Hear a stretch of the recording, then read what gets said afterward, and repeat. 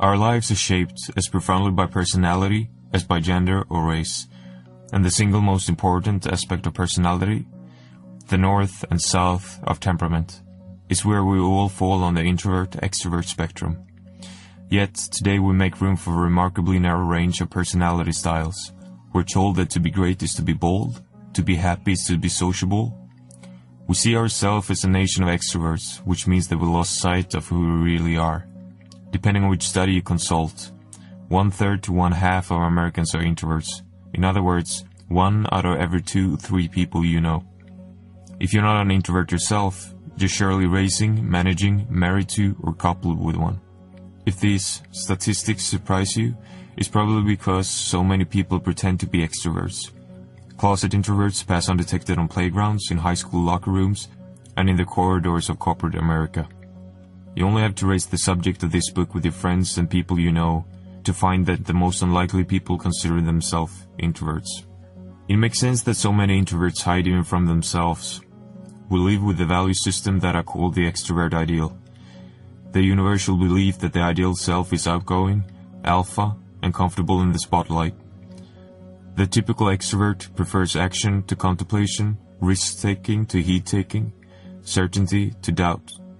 He favors quick decisions, even at the risk of being wrong. She works well in teams and socializes in groups. Introversion, along with its cousin sensitivity, seriousness, and shyness, is now a second-class personality trait, somewhere between a disappointment and a disease. Introverts living under the extrovert ideal are like women in a man's world, discounted because of a trait that goes to the core of who they are. Extroversion is an enormously appealing personality style, but we have turned it into an oppressive standard to which most of us feel we must conform. If you're an introvert, you also know that the bias against quiet can cause deep psychic pain. As a child, you might have overheard your parents apologize for your shyness, or at school you might have been prodded to come out of your shell, that noxious expression which fails to appreciate that some animals naturally carry shelter everywhere they go, and that some humans are just the same. A member of an email list called Introvert Retreat writes, "All the comments from childhood still rings in my ears, that I was lazy, stupid, slow, and boring. By the time I was old enough to figure out that I was simply introverted, it was a part of my being, the assumption that there was something inherently wrong with me. I wish I could find that little trace of doubt and remove it." You might also be told that you're in your head too much, a phrase that's often deployed against the quiet and cerebral. Of course, there's another word for such people: thinkers. There is no all-purpose definition of introversion or extroversion. These are no unitary categories like curly-haired or 16-year-old. Still, today's psychologists tend to agree on several important points. For example, that introverts and extroverts differ in the level of outside stimulation that they need to function well. Many psychologists would also agree that introverts and extroverts work differently. Extroverts tend to tackle assignments quickly. They make fast, sometimes rash, decisions and are comfortable with multitasking and risk-taking. They enjoy the thrill of the chase for rewards like money and status. Introverts often work more slowly and deliberately. They like to focus on one task at a time and are good at concentrating. Our personalities also shape our social styles. Extroverts are the people who will add life to your dinner party and laugh generously at your jokes. They tend to be self-confident, dominant, and in great need of company. Extroverts think out loud and on their feet. They prefer talking to listening, rarely find themselves at a loss for words, and occasionally blur out things they never meant to say. Extroverts need to recharge when they don't socialize enough. Introverts, in contrast, may have strong social skills and enjoy parties and business meetings, but after a while, wish they were home alone. They prefer to devote their social energies to close friends, colleagues, and family. They listen more than they talk, think before they speak, and often feel as if they express themselves better in writing than in conversation. They tend to dislike conflict. Many have a horror for small talk but enjoy deep discussions. Introverts recharge their batteries by being alone. Nor are introverts necessarily shy. Shyness is the fear of social disapproval or humiliation, while introversion is a preference for environments that are not overstimulating. Shyness is inherently painful. Introversion is not. One reason that people confuse the two concepts is that they sometimes overlap. Many shy people turn inward partly as a protection from the socializing that causes them such anxiety, and many introverts are shy, partly as a result of receiving the message that there's something wrong with their preference for reflection, and partly because their psychologies, as we will see, compel them to withdraw from high stimulation environments. But for all their differences, shyness and introversion have in common something profound. The mental state of a shy extrovert, sitting quietly in a business meeting, may be very different from a calm introvert. The shy person is afraid to speak up, while the introvert is simply overstimulated. But to the outside world, the two appear the same. This gives us an insight into how our focus on alpha status blinds us to things that are good, smart, and wise. No matter if you're an introvert or extrovert, doesn't mean that your behavior is predictable across all circumstances. We can't say that every introvert is a bookworm or every extrovert wears lampshades at parties, any more than we can say that every woman loves cooking and every man loves contact sports. As Jung put it, there's no such thing as a pure extrovert or a pure introvert. Such a man would be in a lunatic asylum. This is partly because we are all gloriously complex individuals, but also because there are so many different kinds of introverts and extroverts.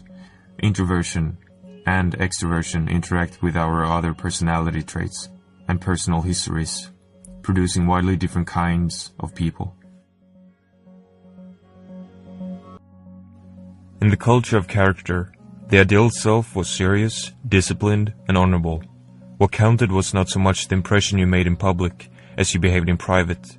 The word personality didn't exist in the English until the 18th century, and the idea of having a good personality was not widespread until the 20th. But when we embraced the culture of personality, we started to focus on how others perceived us.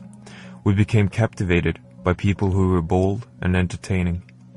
The rise of industrial America was a major force behind this cultural evolution. The nation quickly developed from an agricultural society of little houses on the prairie to an urbanized the business of America's business powerhouse. In the country's early days, most Americans lived on farms or in small towns, interacting with people they would known since childhood. But when the 20th century arrived, a perfect storm of big businesses, urbanization, and mass immigration blew the population into cities. In 1790, only 3% of Americans lived in cities. In 1840, only 8% did. By 1920, more than 30% of Americans lived in cities. Americans found themselves working no longer with neighbors, but with strangers. Citizens morphed into employees, facing the question of how to make a good impression on people to whom they had no civic or family ties. The historian Roland Marchand writes, "The reasons why one man gained a promotion or one woman suffered a social snub had become less based on grounds of long-standing favoritism or old family fights.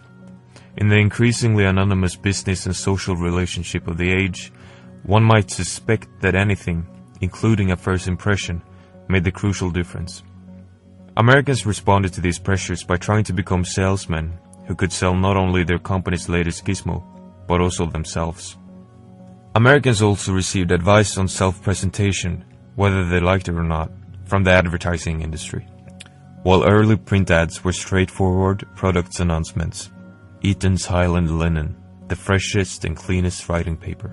The new personality-driven ads cast customers as performers with stage fright, from which only the advertiser's product might rescue them. These ads focused obsessively on the hostile glare of the public spotlight. All around you, people are judging you silently. Warn a 1922 ad for Woodbury soap. Critical eyes are sizing you up right now, advised the Williams Shaving Cream Company.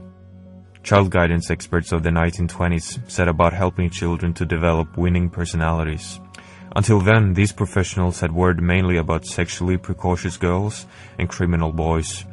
But now psychologists, social workers, and doctors focused on the everyday child with a maladjusted personality. Particularly shy children. Shyness could lead to dire outcomes, they warned, from alcoholism to suicide, while an outgoing personality would bring social and final success. By 1950, the slogan of the mid-century White House Conference on Children and Youth was, The new culture of personality also influenced the pharmaceutical consumption. In 1955, a drug company named Carter Wallace released the anti-anxiety drug Miltown, reframing anxiety as the natural product of a society that was both dog-eat-dog and relentlessly social. Miltown was marketed to men and immediately became the fastest-selling pharmaceutical in American history. By 1956, 1 of every 20 Americans had tried it. By 1960, a third of all prescriptions from US doctors were for Miltown or a similar drug called Equinil. Anxiety and tension are the commonplace of the age, read the Equinil ad. The 1960s tranquilizer Serentil followed with an ad campaign even more direct in its appeal to improve social performance. For the anxiety that comes from not fitting in, it emphasized. Fast forward nearly 100 years and teens are increasingly skilled at shaping their own online and offline personae. Teens inhabit a world in which status, income and self-esteem depend more than ever on the ability to meet the demands of the culture of personality. The number of Americans who consider themselves shy increased from 4% in the 1970s to 50% in the 1990s, probably because we measure ourselves against ever higher standards of fearless self-presentation. Social anxiety disorder, which essentially means pathological shyness, now thought to afflict nearly 1 in 5 of us. The most recent version of the Diagnostic and Statistical Manual, the Psychiatrist's Bible of Mental Disorders, considers the fear of public speaking to be a pathology, not an annoyance, not a disadvantage, but a disease. One senior manager at Kodak said, "It's not enough to be able to sit at your computer, excited about a fantastic regression analysis, if you're sensitive about presenting those results to an executive group. Apparently it's okay to be sensitive about doing a regression analysis, as long as you're excited about giving speeches." So how did we go from character to personality, without realizing that we had sacrificed something meaningful along the way? Are introverts better leaders than extroverts? Or is it the other way around? If you don't know what introverts or extroverts are, click here. In order to answer that question, I would like to introduce you to Don. Don is a Chinese-American student at Harvard Business School, HBS, also known as the spiritual capital of extroverts. Don is a bitter introvert, as he cheerfully puts it. Bitter because the more time he spends at the Harvard Business School, the more convinced he becomes that he better change his ways. A lot of the classes at HBS includes discussions, especially between students. Half of the students' grade and a much larger percentage of their social status are based on whether they throw themselves into these discussions. If a student talks often and forcefully, he's a player. If he doesn't, he's on the margins. Many of the students adapt easily to this system, but not Don. He has trouble elbowing his way into class discussions. In some classes he barely speaks at all. He prefers to contribute, only when he believes he has something insightful to add, or honest to God disagrees with someone. By the time Don falls into bed at night, he's exhausted, and sometimes he wonders why exactly he should have to work so hard at being outgoing. Don recently worked a summer job in China. He was struck how different the social norms were, and how much more comfortable he felt. In China there was more emphasis on listening, on asking questions, rather than holding forth, on putting others' need first. In the United States, he feels conversation is about how effective you are at turning your experiences into stories, whereas a Chinese person might be concerned with taking up too much of the other person's time with unnecessary information. Now I know what you're thinking. Daniel, this Don guy, he seems like a nice guy and all that, but what does this have to do with leadership? Don't worry, I'm soon there. The essence of the Harvard Business School education is that leaders have to act confidently and make decisions in the face of incomplete information. But even at Harvard, there are signs that something might be wrong with the leadership styles that value quick and confident answers, or quiet and slow decision-making. Every autumn, Harvard has a role-playing class called the Subarctic Survival Situation. The students are told that they have just crash-landed a plane in the subarctic region in Canada. The students are divided into small groups and asked to imagine that their group has brought with them 15 items from the plane: compass, sleeping bag, axe, and so on. Then they are told to rank them in order of importance to the group's survival.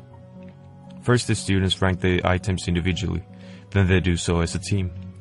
Next, they score those ranking against an expert to see how well they did. The point of the exercise is to teach group synergy. Successful synergy means a higher ranking for the team than for its individual members. The group fails when any of its members has a better ranking than the overall team, and failure is exactly what can happen when students prize self-confidence too highly. One of Don's classmates was in a group lucky to include a young man with extensive experience in the subarctic woods. He had a lot of good ideas about how to rank the 15 items, but his group didn't listen because he expressed his views too quietly. Our action plan was based on what the most vocal people suggested, recalls the classmate. When the less vocal people put out ideas, those ideas were rejected. The ideas that were rejected would have kept us alive and out of trouble, but they were dismissed because of the persuasion with which the most vocal people suggested their ideas. This might sound like a harmless game, but if you think of meetings you have attended, you can probably recall a time, plenty of times, when the opinion of the most dynamic or talkative person won to the damage of everyone else. If we assume that quiet and loud people have roughly the same number of good and bad ideas, then we should worry if the louder and more forceful people always carry the day. This would mean that an awful lot of bad ideas prevail while good ones get ignored. We also see talkers as leaders. The more a person talks, the more other group members direct their attention to him, which means they become increasingly powerful as the meeting goes on. All of this would be fine if more talking were correlated with greater insight, but research actually suggests that there is no such link. So, which one is a better leader? An introvert or an extrovert? One answer comes from the Professor Adam Grant, who has spent a lot of time consulting with the top leaders of the world, everything from Google to the US Army. Grant had a theory about which kinds of circumstances would call for introverted leadership. His assumption was that extroverted leaders improve group performance when the employees are passive, but that introverted leaders are more effective with proactive employees. He did many experiments to test his theory, and one of them was the t-shirt folding experiment. Grant divided 163 college students into competing teams and told them to fold as many t-shirts as possible in 10 minutes. What the participants didn't know was that each team included 2 actors. In some teams, the 2 actors acted passively, following the leader's instructions. In other teams, one of the actors said, "I wonder if there's a more efficient way to do this." The other actor replied they had a friend from Japan who had a faster way to fold the shirts. "It might take a minute or 2 to teach you," the actor told the leader, "but do we want to try it?" The results were striking. The introverted leaders were 20% more likely to follow the suggestion, and the teams had 24% better results than the teams of the extroverted leaders. When the followers were not proactive though, the teams led by extroverts outperformed those led by introverts by 22%. So why did these leaders' effectiveness turn on whether their employees were passive or proactive? Grant says it makes sense that introverts are uniquely good at leading proactive employees. Because of their tendency to listen to others and lack of interest in dominating social situations, introverts are more likely to hear and implement suggestions. Having benefited from the talents of their followers, they are then likely to motivate them to be even more proactive. Introverted leaders create a powerful circle of proactivity. In other words, in the t-shirt folding study, the team members reported perceiving the introverted leaders as more open and receptive to their ideas, which motivate them to work even harder and fold more shirts. Extroverts, on the other hand, can be so intent on putting their own stamp on events that they risk of losing others' good ideas along the way and making them more passive. Professor Francesca Gino of Harvard Business School says, "Often the leaders end up doing a lot of the talking and not listening to any of the ideas that the followers are trying to provide. But with their natural ability to inspire, extroverted leaders are better at getting results from more passive workers." So what have we learned? We don't need giant personalities to transform companies or societies. We need leaders who build not their own egos, but the institutions they run. Bill Gates once said, "If you give people the tools and they use their natural ability and their curiosity, they will develop things in ways that will surprise you very much beyond what you might have expected."